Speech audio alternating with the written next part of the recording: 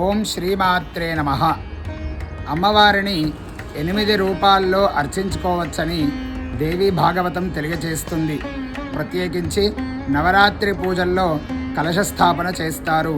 ఇంటి సాంప్రదాయాన్ని అనుసరించి అఖండ దీపాన్ని వెలిగిస్తారు.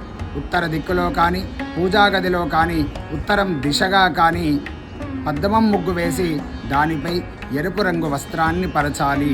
దానిపై గోధుమలు, బియ్యము, జొన్నలు, శనగలు, మినుములు, నువ్వులు వంటి ధాన్యాలను ఒకదానిపై ఒకటి ఉండేలా పేర్చాలి. కొందరు శనగలు, మినుములు, నువ్వులు ఈ మూడింటిని వేరువేరు వస్త్రాల్లో ఉంచుతారు. వాటిపైన శక్తి కొద్దీ బంగారము కానీ, వెండి కానీ, రాగి లేదా ఒక మట్టి కలశాన్ని పెడతారు. అందులో నీరు పోసి పంచపల్లవాలు, రావి, మర్రి, మామిడి, మేడి, జువ్వి ఉంచి పైన కొబ్బరికాయను పెట్టాలి. కొబ్బరికాయ పైన రవికను గోపురంగా చుట్టాలి. కొందరు కలశంపై అమ్మవారి యొక్క రూపును కూడా ఉంచి పూజిస్తారు. అమ్మని ఆరాధించుకునేందుకు 4 విధానాలు మంచివే. శ్రీచక్రం, విగ్రహం వంటివి ఉంచడం అంటే మరింత ఎక్కువగా శ్రద్ధ వహించాల్సి ఉంటుంది.